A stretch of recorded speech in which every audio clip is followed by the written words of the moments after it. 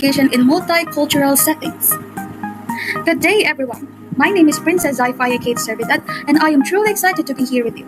In this video, we will be exploring one of the most fascinating and important topics in communication, and that is local and global communication in multicultural settings. Okay, we will talk about what diversity really means, why it matters in our everyday lives, how it shapes the way we communicate with one another, and how understanding diversity can make us better, more respectful, and more effective communicators, both locally and globally. So, let's get started. So let's begin with the most basic question. What is diversity? Well, diversity simply means the existence of differences. It refers to the variety of unique characteristics that make each person and each community different from one another. These differences include race and ethnicity, language, religion and beliefs, traditions and customs, gender and identity, socioeconomic background. Socioeconomic background means different economic and social environments where people grow up in. Okay, so diversity is not just about what we look like on the outside. It goes much deeper than that. It is about who we are, where we came from, what we believe, and how we see the world. Okay, one of the most visible forms of diversity is language. Did you know that there are over 7,000 languages spoken around the world today?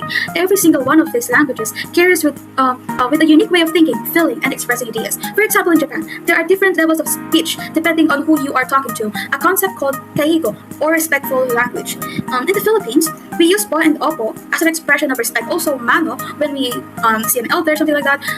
It is something deeply rooted in our culture. In Arabic-speaking countries, greetings are often long and elaborate, reflecting the high value placed on the hospitality and warmth. For example, this one. The first guy said, peace be upon you. Welcome, my brother. How are you, your family, and your health? May God protect you. See, it's so long and elaborate, guys. So the last one is indigenous communities. Okay. Indigenous communities around the world languages contain words that have no direct translation in English because they describe experiences or emotions that are unique to that culture. Because language is not just a tool for communication, it is a window into a culture's soul. When we learn even a few words of someone else's language, we show them respect. When we show them what we see them and that their world matters to us. So let's talk about culture, beliefs, and traditions. So culture, it's shared way of life of a group of people. It includes their food, music, art, clothing, values, and each other. For example, South Korea. Bowing is a sign of respect, and it's used in greetings, expressions of gratitude, and apologies. In India, the gesture of pressing both palms together, called namaste, is a respectful greeting that carries spiritual meaning. In Mexico, family gatherings and celebrations like Dia de los Muertos reflect deep cultural values around the family, memory, and life. In Nigeria, traditional beliefs like Osun Osogbo celebrate cultural heritage, spirituality, and community. Beliefs shape how people view the world. Okay. Traditions are thread that connect generation, from the family that prepares food to the songs sung at the celebrations to the ritual observed during life events like births or whatever. Traditions remind us of who we are and where we belong.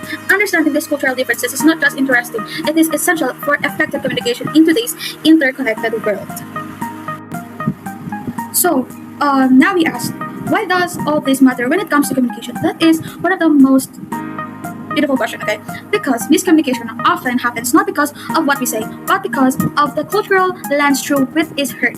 When we communicate with people from different backgrounds, we bring our own cultural assumptions, values, and communication styles into conversation, and sometimes, without even realizing it, those differences can lead to misunderstandings, offense, or conflict.